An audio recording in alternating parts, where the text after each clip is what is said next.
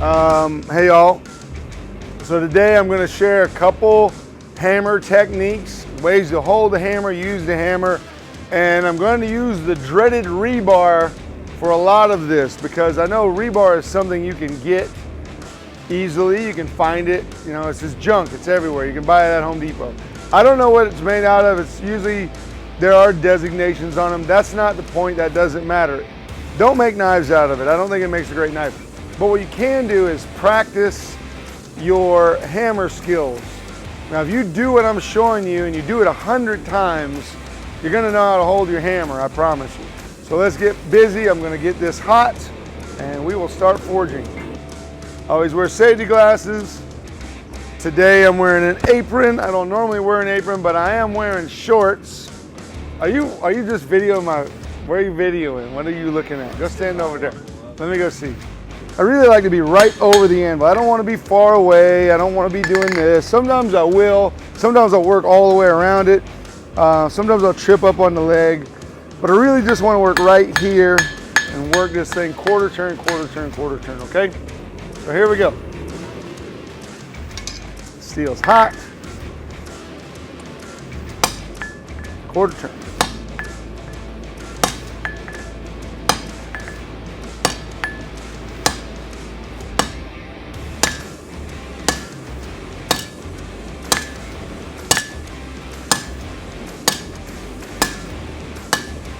Go to the flat side and planish.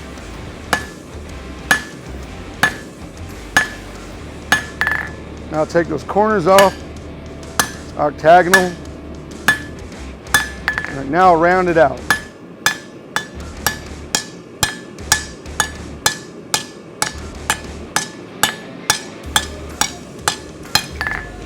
Now you do that 10 times, 100 times is even better, and you'll know how to hold your hammer and you'll know how to hit accurately. The other thing is hit the same spot every time, okay? Same spot every time. Now we're gonna translate this over to a flat bar and how to forge a blade. So let's do that next. I've got a piece of 1/4 inch by 1.5 inch 80 CRB2. And we're gonna make a point and then we'll start forging a blade, okay? So here's another hammer I like to use. This is a little heavier. There's also a type of rounding hammer. It's 3.5 pound from Big Blue. So round sides here, flat sides here. The flat side actually has radiuses, so I can use the edges of this hammer if I want to do different things on the knife, to get into a corner or do some details, all right? So we'll use this one to forge a point on our 80 CRV2.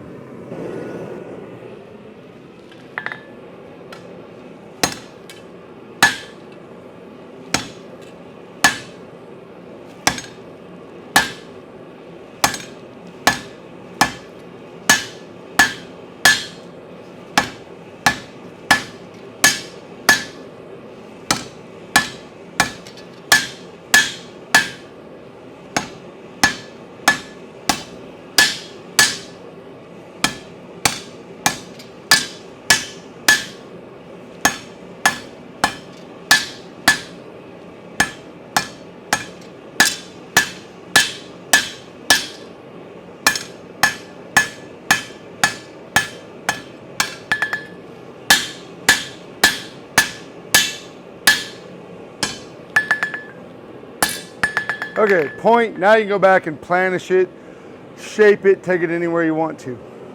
All right, so the next part is I'm going to just refine that point and get it set up for my preformed shape.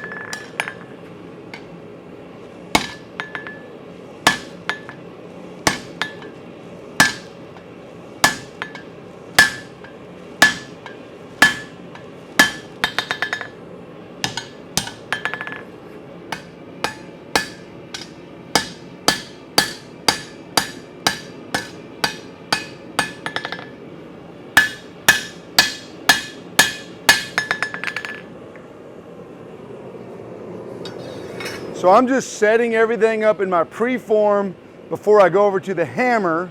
Now I'm going to use the same types of blows. So if you see me using the power hammer, I'm trying to move the steel the same way as I'm using this. If you can use this, you can use a power hammer. Either way, they translate back and forth. One just does it faster. It saves a lot of energy and time, and that's what we're going to do. So I'm going to continue to refine just a little bit on my preformed shape, and then I'll go over to the power hammer, and then I'll come back and finish with the hand hammer.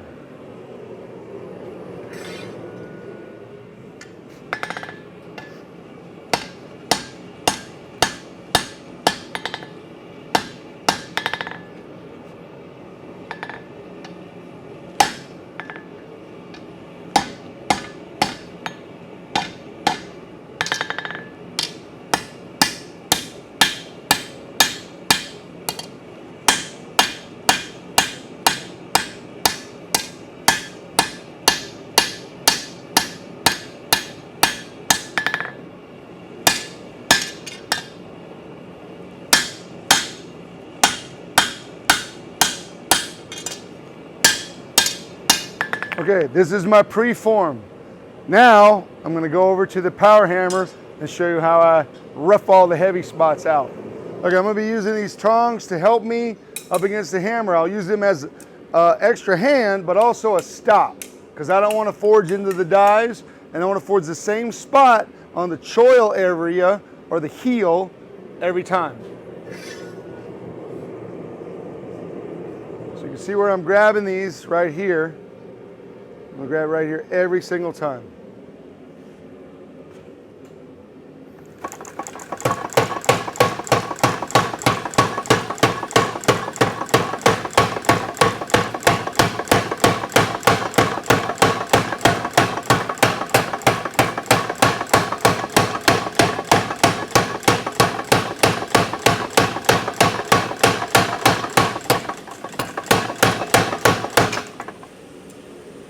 That was pretty fast. Next, I'm going to refine the profile and finish it.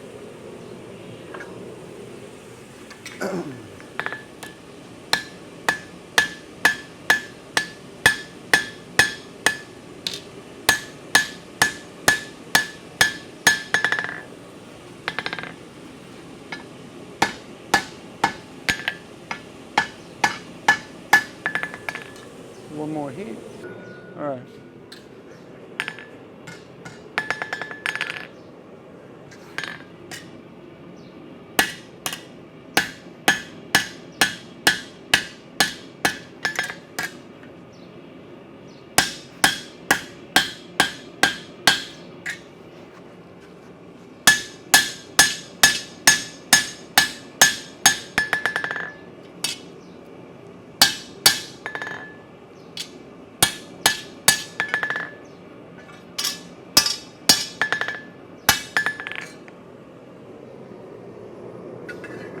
I'm just going to be using the flat part of my hammer to planish it and refine it. When you see me forging with very low heats, I'm barely hitting. I just want to smooth it out, okay?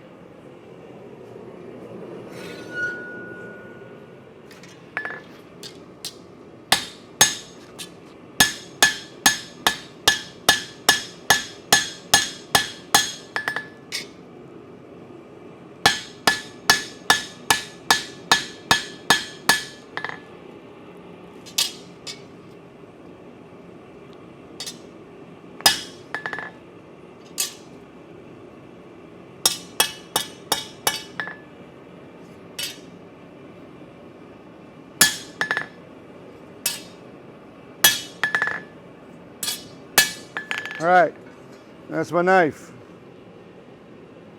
So next part, I just want to make it all straight. Edge is in the center, totally even. So something I like to do is I use this vise. First, I'll squeeze the spine, squeeze out here near the tip. This helps center everything back up pretty nice. Then I'll turn it edge up. So what's cool about this is I basically have a parallel lines right here to help me even out my blade. So if I have a little bit of edge on one side or the other like I do right here, I can just work this over Get that centered back up. Anywhere I need to tune something, I can do it pretty easy over here. All right, a little crookedness out at the tip, but we're gonna fix that real fast. So I want the edge to be centered in the mass.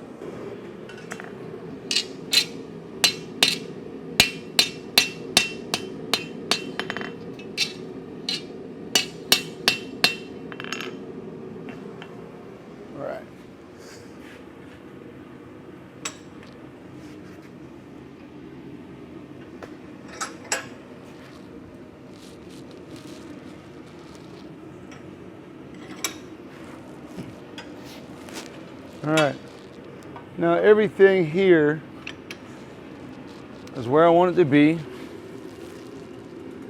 It's pretty much straight. So now I'll cut it off and we'll do the tang. Okay, so this time I want to make a hidden tang knife. Normally you see me doing full tangs, but I'm kind of tired of doing those, so hidden tang. That's probably, I don't know, 2.5 inches of steel we have here. And I want a pretty robust tang. I like it to be as much steel as I can get in that handle, okay? So this is a little fullering tool that I normally just use under the press or under the hammer. If you want to have it where you attach it in your anvil, put a pin on it, put a little square thing you could fit in your hardy hole and make it thinner, okay? I'm just sharing this because I feel like it's probably better for you to see how to do it without a power hammer. This is not ideal, okay? I'm just doing it for your benefit so you can see this. Make a little fullering tool. You want this to be very springy. I built this one very robust because, again, I use it in the press and I use it over here in the power hammer primarily. But today I'm just going to use it right here. Okay.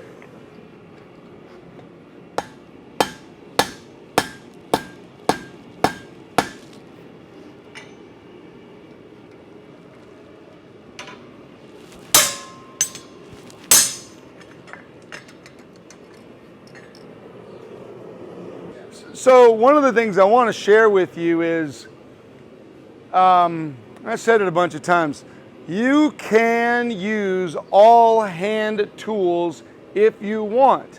That's fine. I like using the power tools. I enjoy how fast they move. I'm very impatient sometimes in the steel moving. So I've already seen how fast I can move it with tools. It's really not a lot of point in multiple heats over and over and over again and over and again trying to get this steel to move where you want it to move when you can go to a power hammer and do it. Now, a lot of people, well, I don't have one. Okay, well, that's fine. You don't have to have one, but I like that. So I'm just expressing how much I enjoy using them as opposed to stuff that I really haven't used in years because I had to at once because I didn't have the tools. And now I just want to make it smooth and go fast. And maybe that makes no sense, but again, sometimes when I'm doing these videos, I know that it's highly criticized. Everything I do is going to be highly criticized. So I'm just trying to share it in the most direct, honest way possible. So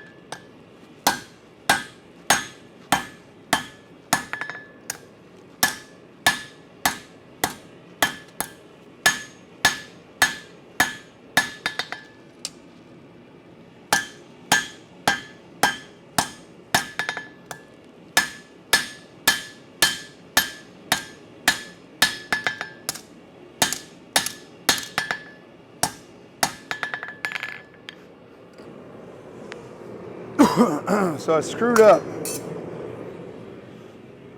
I'll explain that.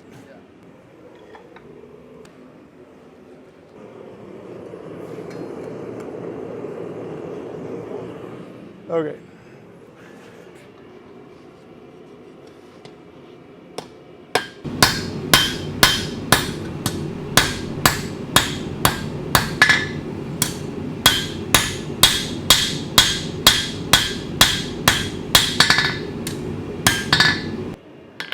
All right, I screwed up right here, so I'm going to go back and fix that. If you don't practice doing it every single day, you're not going to get good at it. All of what I'm showing you will not make any sense unless you apply it. So if you have an idealistic point of view of the proper techniques or the accurate techniques, but you're just reading about it or you're watching someone do it, you're not actually doing it, you can never learn it. Ever. It will not be possible for you to learn unless you begin. You want to get into blacksmithing, you want to get into bladesmithing, start doing it, period. That's it. Get a hammer, get an anvil, get an old railroad track, forge it, use a ball peen hammer, whatever you do. If you want to do it, just get into doing it and learn, okay? This is not idealism, this is bladesmithing, this is blacksmithing, and it takes a lot of practice to be able to do it and do it right and do it accurately.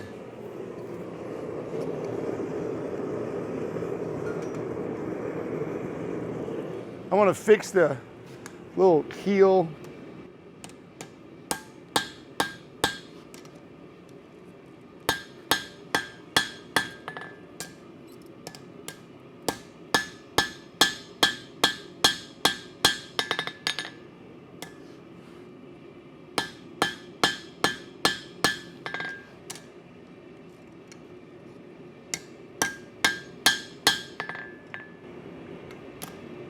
All right, now I have enough material to do what I want. All right, now I'm just going to go back over, smooth it all out, and get it right where I want it. All right.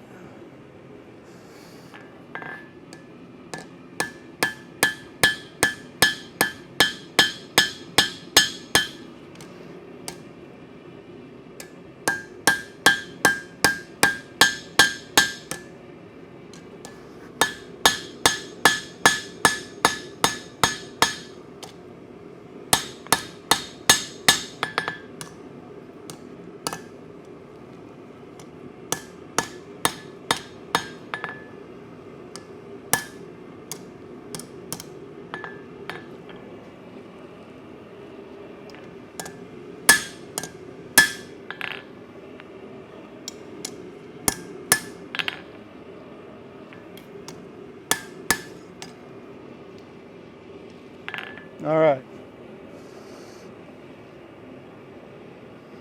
So I like that shape. I pulled my heel down a little further than I wanted. I'm going to come across with that. So I like this shape a lot. And I pulled this heel down a little further than I needed, but that's okay because I like that to be right where my plunges are. I like that heel to stick out. I don't like it to be above it. I like it to be right even with it. So that's going to be a nice knife.